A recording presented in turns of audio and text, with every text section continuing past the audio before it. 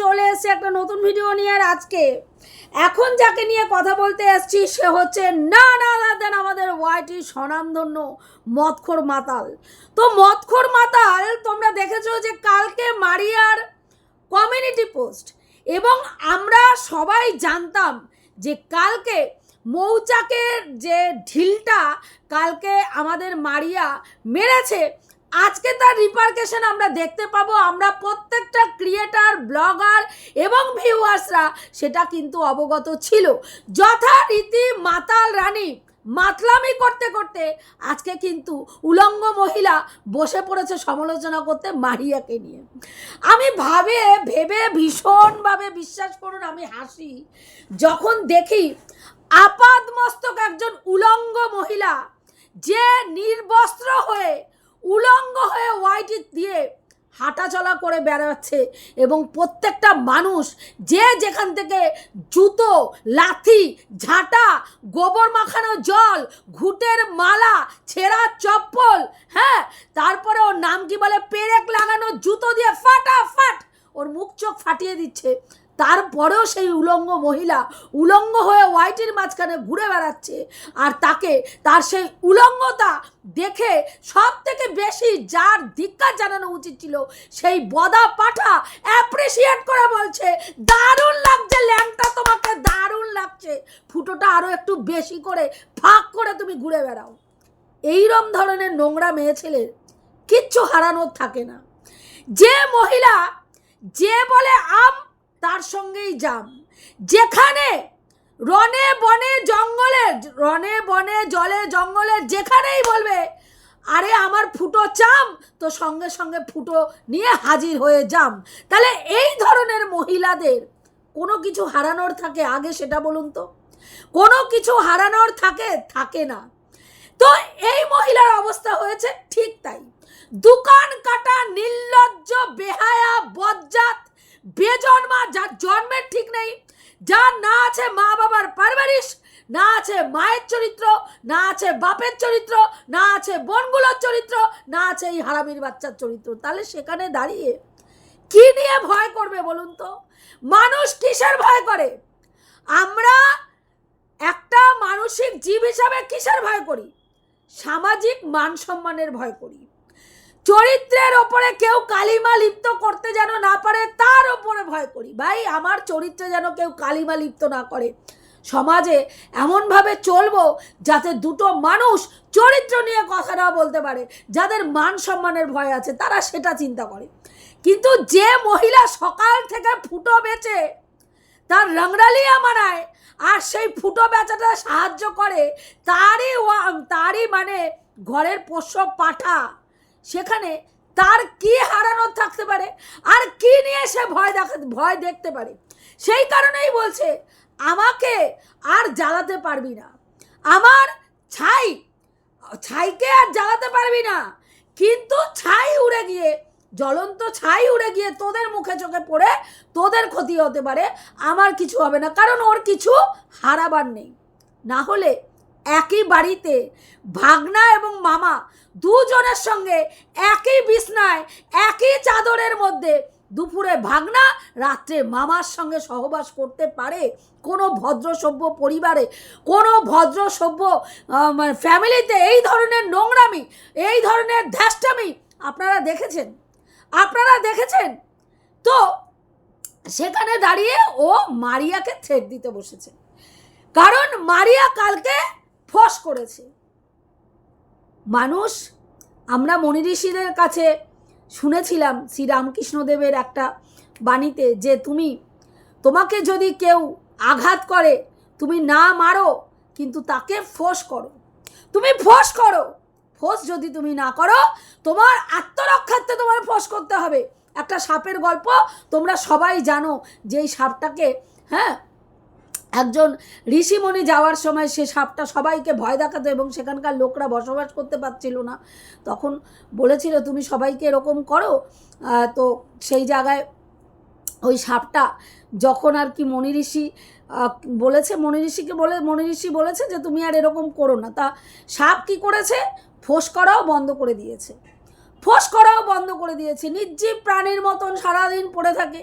বাচ্চা কাচ্চা যে আসে ওই সাপকে ঢিল মারে, কেউ লাঠি দিয়ে পিটায়, কেউ কেউ করে। এই করতে করতে ওই ঋষি আবার ওখান দিয়ে একদিন যেতে গিয়ে তখন ওই সাপকে দেখছে যে তোমার এরকম অবস্থা কেন। তখন উনি বলেছে তুমি কাউকে ভয় দেখিও না বা কিছু করো না, আপনিই তো বলেছিলেন, সেই জন্য আমি আর কাউকে কামড় টামড় দিইনি। বলে আমি তোমাকে কামড় দিতে না করেছিলাম, কিন্তু আমি তোমাকে ফোঁস করতে না করিনি। তো এই মারিয়া এবং অনুপমকে নিয়ে প্রেগনেন্সির প্রথম থেকে নয়, জবের থেকে বিয়ে করেছে এবং বাজেট নেই বলে এই জানোয়ারের বাচ্চাকে ওর পাছায় 4টে ক্যাত লাথি মেরে একদম ফুটিয়ে দিয়েছিল অনুপম ওদের জীবন থেকে। সেই দিন থেকে রিভেঞ্জ নেওয়ার মানসিকতায় এই জানোয়ার ওদের পেছনে হাত ধুয়ে পড়েছিল। এবং সেই রিভেঞ্জ নেওয়াতে প্রথমেই কি করেছে, প্রথমেই মারিয়াকে মন্দিরার কাছ থেকে সরিয়ে দিয়ে মন্দিরার একেবারে প্রিয় পাত্রী হয়ে ঢুকে পড়েছিল গ্রুপে। সেখান থেকে মারিয়া সম্বন্ধে বিভিন্ন তথ্য নিয়ে, গোপন তথ্য যেগুলো ক্যামেরার পেছনে ঘটেছিল, সেই তথ্যগুলো নিয়ে মারিয়া কত টাকা, মানে ওই অনুপম কত টাকা বাইকের তেল ভরার জন্য সোমনাথের কাছে চেয়েছিল সেটার গল্প, ওর নাম কি বলে মন্দিরা কত টাকা ওর মায়ের অপারেশনের সময় ধার নিয়েছিল, 15,000 টাকা ধার নিয়েছিল সেটার গল্প। হ্যাঁ, এবং যখন তখন যেই ব্যাপারে তোমার ওর নাম কি বলে টাকা ধার চেয়েছে সেগুলো সমস্ত ডিটেলস ও পাই টু পাই ওখান থেকে নিয়েছে আর মারিয়াকে দামাদাম জুতো পেটা করেছে। এইবার তারপরে যখন মারিয়া প্রেগনেন্ট হয়েছে, জুতো পেটাটা রিটার্ন গিয়ে ওর মুখের ওপরে পড়েছে এবং প্রত্যেকটা ক্রিয়েটার বলেছে এই সময় মারিয়া এবং মারিয়ার সন্তানের যদি এতটুকু কোনো ক্ষতি হয়, মন্দিরার এই যে গ্রুপ, এই না গ্রুপকে ছাড়া হবে না এই ইতরের বাচ্চাকে ছাড়া হবে। তখন থেকে কিন্তু ইতরের বাচ্চা কি করেছে, গ্রুপে বলেছে এখন সেইভাবে ভিডিও করা যাবে না, একদম মেপে পা ফেলতে হবে, কারণ এ হচ্ছে বেসিক্যালি হারামির বাচ্চা। বুঝতে পেরেছেন?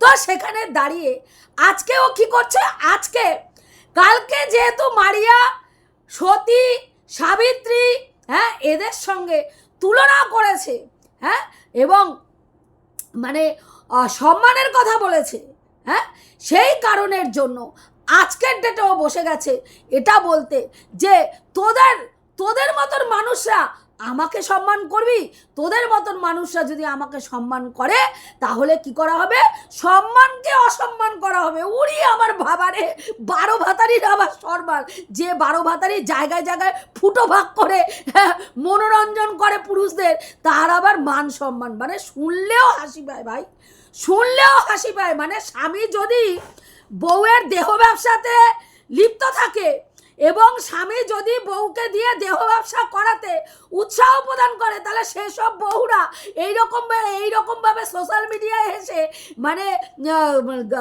কি বলবো, বাড়িয়ে চাড়িয়ে আত্মসম্মান তারপরে সম্মানের কথা বলে, যেটা ভাটের গল্প ছাড়া আমাদের কাছে কিছু মনে হয় না। হ্যাঁ, লাতখোরের আবার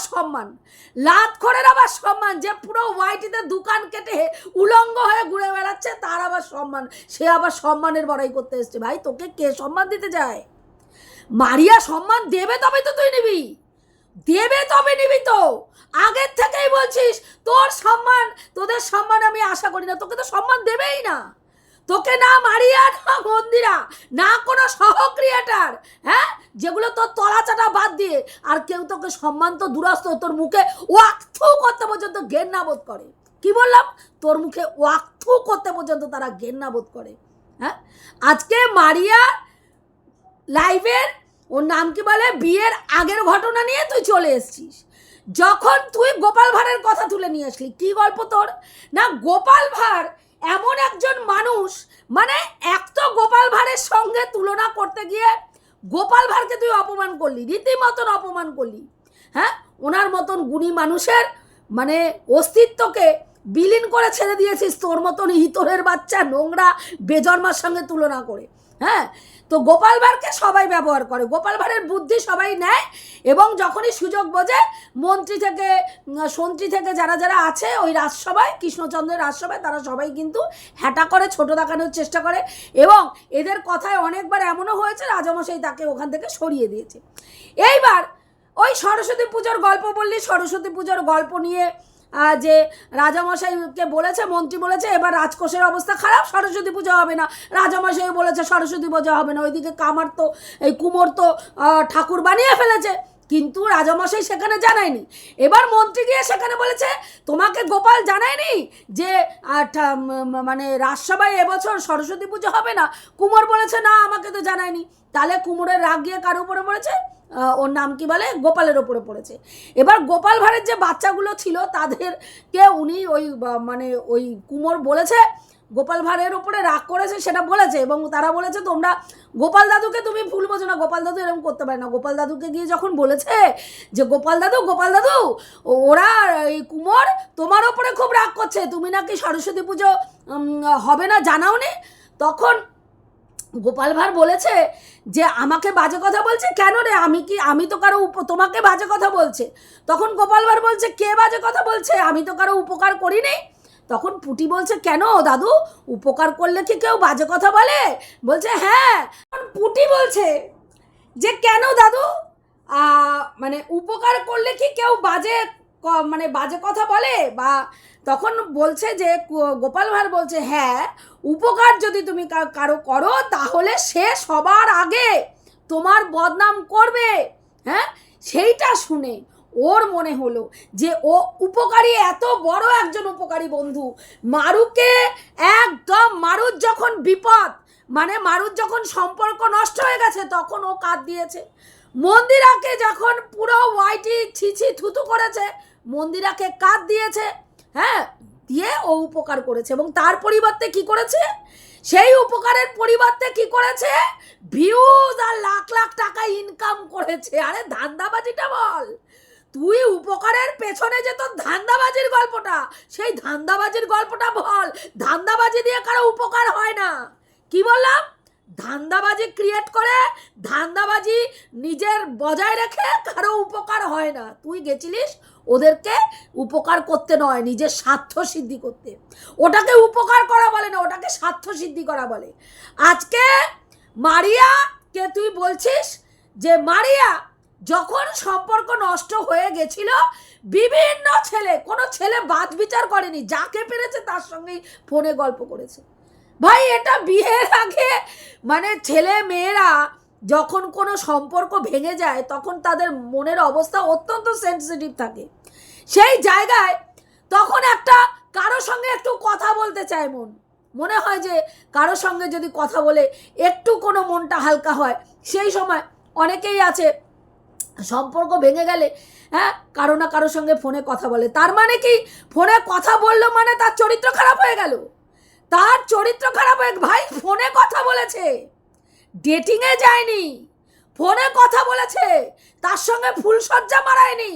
হ্যাঁ, তার সঙ্গে ফুলসজ্জা মারায়নি, বেড পার্টনার করে নেয়নি, ফোনে কথা বলেছে, হাই হ্যালো বলেছে। হয়তো অনুপমের অভাবটা সেই সময় ওকে এতটা তাড়িয়ে খাচ্ছিল, তখন দুই একজনের সঙ্গে কথা বলেছে। আবার অনুপম উল্টো দিকে কি করেছে, তোকে ফ্রেন্ড রিকোয়েস্ট পাঠিয়েছে। তুই কি বোঝাতে চাইলি? এটা বলে তুই কি বোঝাতে চাইলি? আমরা তো জানি যে তোকে নাকি ছোট মা রাখতো, অনুপম তোকে ছোট মা রাখতো। তার মানে তোর সম্বন্ধে ওর মনের মধ্যে কোনো নোংরা চিন্তা ভাবনা ছিল না। কিন্তু হারামির বাচ্চা, তোকে দেখ, তুই আজকের ডেটে অনুপমকে বোঝাতে চাইলি যে অনুপমের লুল্লুরিবাজি ছিল তোর মতন শুকনা মরা পাছাওয়ালা মেয়ে ছেলে সুপারি টেপার জন্য অনুপমও রেডি ছিল। মানে অনুপমেরও ইচ্ছা জেগেছিল তো সুপারির সাইজটা দেখার জন্য। মানে আমি অবাক হয়ে ভাবি, তোর মতন বদা বেটিকে কোন মানে মহিলারা তাদের স্বামী থাকলে বা বয়ফ্রেন্ড থাকলে তোর মতন বজ্জাতের হাড় আবাতে ঘর থেকে উঠে আসা মেয়ে ছেলের সঙ্গে আলাপ করায়? কে তারা? হ্যাঁ, আজকে মন্দিরার সঙ্গে আলাপ করেছিস, দিন রাত্রি স্যান্ডিকে নিয়ে হে দিয়ে মরেছিস। স্যান্ডিকে কি হ্যান্ডসাম, স্যান্ডি কি সুন্দর রিলস বানায়, Sandy Sandy Sandy Sandy. Even বা বেচারি লাইভে বসেছে মন্দিরা, সেখানে গিয়ে সোমনাথকে দেখার জন্য কি হ্যাংলামি কি হ্যাংলামি। তারপরে তো তোর চরিত্রের মানে লুল্লুরিবাজি তো আমরা দেখেছি। আমাদের ওয়াইটির দাদা ডার্লিং আঁখসে আঁখচার করনে দো, রকনা রকনা মুঝকো প্যার করনে দো ডার্লিং, হ্যাঁ করেছিস। তারপরে ফোকলাচরণের সঙ্গেও গুলছাড়ে মারার চেষ্টা করেছিলিস। ফোকলাচরণ বুঝেই তোকে কুপ্রস্তাব দিয়েছিল, কারণ ফোকলাচরণ বুঝতে পেরেছিল, বৌদি বাস্তব বুঝতে পেরেছিল কোন বৌদিকে সুরসুরি দেওয়া যায়, কোন বৌদির সঙ্গে লুল্লুরিবাজি করা যায়। তোকে দেখে রতন চিনে নিয়েছে, একদম তোকে গিয়ে কুপ্রস্তাব দিয়েছে। আর তারপরেও সেই ফোকলাচরণের সঙ্গে তুই দিনের পর দিন, ঘন্টার পর ঘন্টা আলাপচারিতা, চ্যাট, ফোন এগুলো করে গেছিস। তার জলজান্ত প্রমাণ তোর চ্যানেল থেকে বহুবার দিয়েছিস, ফোকলাচরণকে রেকর্ডিং শুনিয়ে দিয়েছিস। তার মানে ওই নোংরামির পরেও ফোকলাচরণের সঙ্গে তুই যোগাযোগ রেখেছিলিস। হুল মন্দিরাকে ভুলে গেছে, কিন্তু তোকে ভুলতে পারিনি। এখনো তোকে বুকে আঁকড়ে রেখে দিয়েছে যে ও স্ট্যাটাস দিলে তুই দেখতে পাস, ও হোয়াটসঅ্যাপ স্ট্যাটাস দিলে তুই দেখতে পাস। তাহলে তোর চরিত্রটা দেখ ভাই। ও একটা আনম্যারিড মেয়ে, সম্পর্ক ভেঙেছিল, সেই সময় কারোর সঙ্গে কথোপকথন করেছিল, শুয়ে পড়েনি। দীঘা থেকে আসার সময় কোনো ছেলেকে দেখে ঝাড়ি মেরেছিল। আরে ভাই ঝাড়ি মেরেছিল, সেই ছেলেটাকে নিয়ে তো কোলে গিয়ে বসে পড়েনি বা শুয়েও পড়েনি বা চুমাচাটিও দেয়নি। মারিয়ার সঙ্গে যখন অনুপমের সম্পর্ক নষ্ট হয়েছে, অনুপম ভালো করে জানতো তোর মতন বদা মেয়ে ছেলের সঙ্গে মারিয়া চলাফেরা শুরু করেছে, এবং মারিয়া সেই সময় অনুপমের সঙ্গে সম্পর্ক নষ্ট হওয়ার ফলে তোর সঙ্গে মন ভালো করার জন্য দীঘায় গেছে, এবং অনুপম ভীষণভাবে ভীত ছিল যে তোর মতন বজ্জাত মেয়ে ছেলে মারিয়াকে কোনো ভুল পথে নিয়ে না যায়। সেই কারণের জন্যই ফ্রেন্ড রিকোয়েস্টটা তোকে পাঠিয়েছে, যাতে তোর কাছ থেকে ভেতরের খবরটা নিতে পারে ইনিয়ে বিনিয়ে, যে মারিয়ার কোনো ক্ষতি সাধন করার কোনো ধান্দাবাজি তুই করছিস কিনা। এটাও একটা ভালোবাসার লক্ষণ, তুই বুঝবি না। আর মারিয়া উল্টা সাইডে যখনই তোর মানে ফ্রেন্ড লিস্টে অনুপমকে দেখেছে, মারিয়া তোকে ফোন করেছে, কারণ ওদের মধ্যে আকর্ষণটা ছিল। মাঝখানে ভুল বোঝাবুঝিতে দুজনে বিকশিত হয়ে গেছিল, কিন্তু আকর্ষণটা ছিল। সেই কারণেই তোর মতন ইতরের বাচ্চাকে ফ্রেন্ড রিকোয়েস্ট অনুপম পাঠিয়েছিল, যাতে মারিয়ার সঙ্গে আবার যোগাযোগ করতে পারে। আর মারিয়াও সেই দেখে দৌড়ে গিয়ে তোর কাছে বলেছিল যে অনুপম তোমার ফ্রেন্ডে আছে, হ্যাঁ। আর সেটাকে তুই কিভাবে প্রেজেন্ট করতে চাইলি যে অনুপম মনে হয় তোর সঙ্গে শুতে চেয়েছে। ভাই এত নিজেকে রম্বা উর্বশী ভাবিস না। তোর ওই শুটকা মার্কা ওই করমচা আর ওই শুকনা পাছা দেখে ভাই কোনো ওই তোর ভাগনা পাঠাটা, ওই ভাগনা পাঠা 14 বছরে যেটা ফুটোর নেশা মাথায় চড়ে গেছিল, ওটা ছাড়া কারো তোর প্রতি রুজবে না রে ভাই। কম চেষ্টা সঞ্জয় দাকে নিয়ে করিসনি, কিন্তু পারিসনি। ফোকলাচরণও তোর মুখ ফাঁক করে মুতে দিয়েছে, ফোকলাচরণ পর্যন্ত তোর মুখে মুতে দিয়েছে। তারপরে নির্লজ্জ মেয়ে ছেলে দেখ, নির্লজ্জতার সীমা দেখ। তোর নির্লজ্জতার কোনো মানে সীমা পরিসীমা আছে? তোর ওই হোদল কুতকুত ওই অ্যাবনর্মাল পাঠাটা, লুচ্চা পাঠাটাই একমাত্র তোর মুখে মুতবে, এছাড়া আর কেউ নেই। ওই লুচ্চা পাঠাটাকে নিয়ে জায়গায় বৌদিবাজি করবে, অন্য বউদের, বিবাহিত বউদের দুধ খাওয়ার বায়না করবে, কাছে গিয়ে দুধ খাওয়ার বায়না করবে, আর তোর কাছে এসে বলবে আমি তোমাকে ছাড়া কেউ আমার রচে না। হ্যাঁ, তুই কি বলছিস? এবার ওদের ওইসব রেকর্ডিংগুলো বার করবি, করবার ওগুলোতে কিচ্ছু কারো ঘন্টা ফারাক পড়বে। তুই ওগুলো রেকর্ডিং বার করবি, লোকের ঘন্টা ফারাক পড়বে, কারণ এছাড়া তোর কোনো গতি নেই। তোর ইতরের বাচ্চা এছাড়া কোনো গতি নেই, তোকে এইভাবেই খেতে হবে। তুই ওই যে 2 দিন আগে বললি না, আমি আর কোনো কল রেকর্ড ফাঁস করবো না, আমি আর কোনো চ্যাট রিভিল করবো না, আমি ভিডিও টু ভিডিও করবো। তোর দম নেই, ভিডিও টু ভিডিও করার তোর দম নেই। ওইসব ফালতু মার্কা কথা তুই এখানে তোর পোষ্য পাঠা আর ওই তোর ভিউয়ার্সগুলোকে খাওয়াবি, কারণ আমরা সবাই বুঝে গেছি ভিডিও টু ভিডিও করার দম তোর নেই। তোর নেই। দিনের পর দিন মেয়েটাকে চোর, ছ্যাচোর, চিটিংবাজ তারা কি করে, ওষুধের জন্য, তার মায়ের ওষুধ কেনার জন্য টাকা চেয়েছে, চুল স্ট্রেট করার জন্য টাকা চেয়েছে, ঘুরতে যাওয়ার জন্য টাকা চেয়েছে। আরে তারপরে বল যে টাকা চেয়েছে একদিন পরে দেবে বা 2 ঘন্টা পরে দেবে বলে, যখন বলেছে দেবে তখনই তোর টাকাটা শোধ করেছে, সেটা বল। আর তার জন্য মানে অনুপম এবং মারিয়া দায়ী নয়। তুই নিজে বলেছিস যখন তোদের টাকার দরকার হবে, হ্যাঁ, আমার কাছে বলবি, আমি তোদের টাকা দেবো। আর তার পরিপ্রেক্ষিতে কি চেয়েছিলিস তোর পোষ্যটাকে যেন যখন দরকার হয় তখন মারিয়া তোর কাছে রাখে, আর তাতে যেন তুই উড়ে গিয়ে করে আসতে পারিস, তা সেই ধান্দাবাজিগুলো বল। তোর উপকারের পেছনে যে ধান্দাবাজি, যে সূক্ষ্ম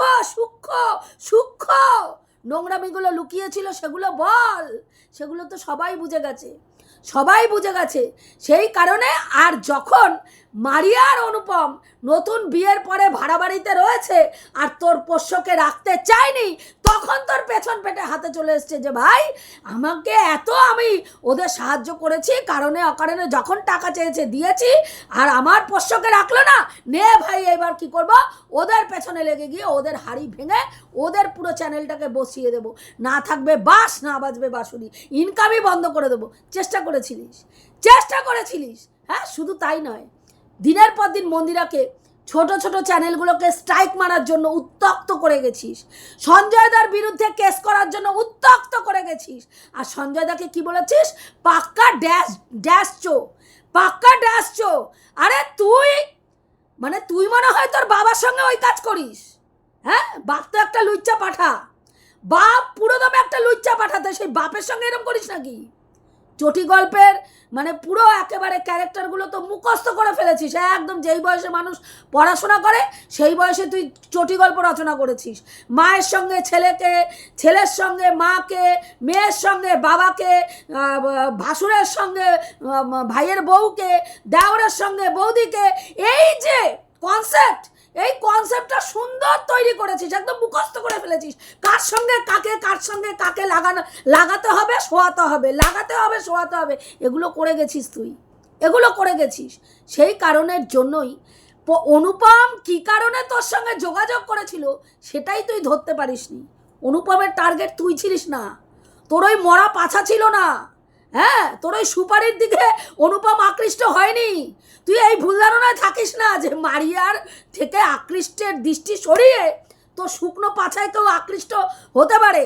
হ্যাঁ, অনুপম তোর সঙ্গে যোগাযোগটা করেছিল মারিয়ার সঙ্গে। সেই সময় তুই মারিয়াকে নিয়ে এখানে ওখানে মুখ মারানোর চেষ্টা করছিলিস, আর অনুপম সেই কনসার্ন বশতই তোর সঙ্গে ফ্রেন্ডশিপটা করেছিল যাতে মারিয়ার কোনো ক্ষতি করছিস কিনা সেটা জানতে পারে।